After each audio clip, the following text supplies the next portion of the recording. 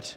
I'm here with Nathan Challen from Ascenda Health. You've just talked. Now, AI psychologists, I know it's been such a journey for you to build this and put this together, but it came from a place, and I actually love it because I'm also a stubborn man, and sometimes we can be like, I'm good, I don't need help, but then after a while, you're actually having a really tough time. Seemed like that was the story of how this all came to be.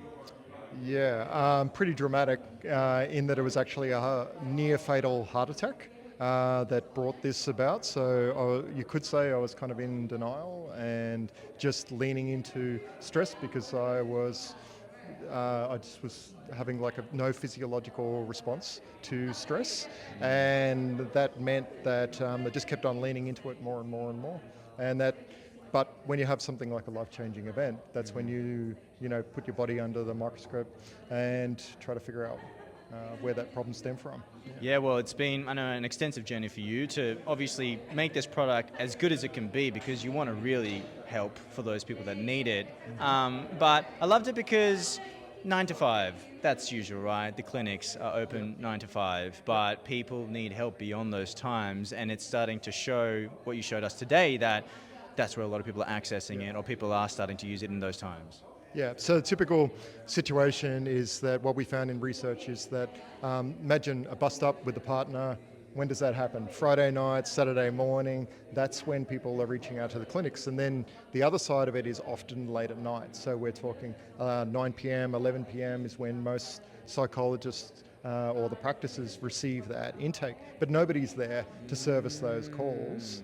And then it's a ridiculous game of phone tag. Monday, Tuesday, Wednesday is when the busiest times for the intake team, because they're trying to follow up, they're trying to go back to these inquiries that are phone messages. Very little information to go on. People don't want to talk when they're actually at work or in another circumstance, or if it was that bus stop with a partner, everything's all fixed. But it doesn't mean that the problem's really fixed, it just means it's going to happen again next weekend.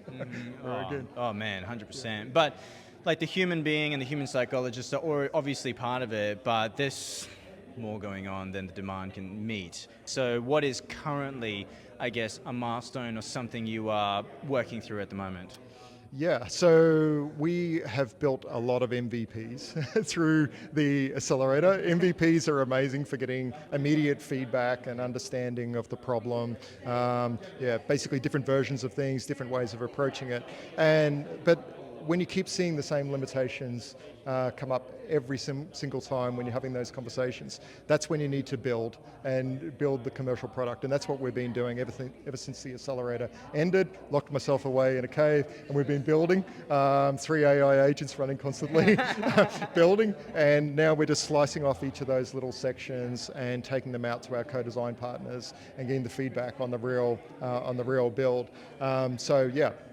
That's where we're at, and then the very next stage is the whole compliance piece, which we'll now be taking through once we have investment. Yeah. Sweet, man. Well, if any of that interested you, hit up Nathan. I'll hit his links in this. Ascenda Health, check him out. Thanks so much, man. Thank you very much, Kenji. Okay.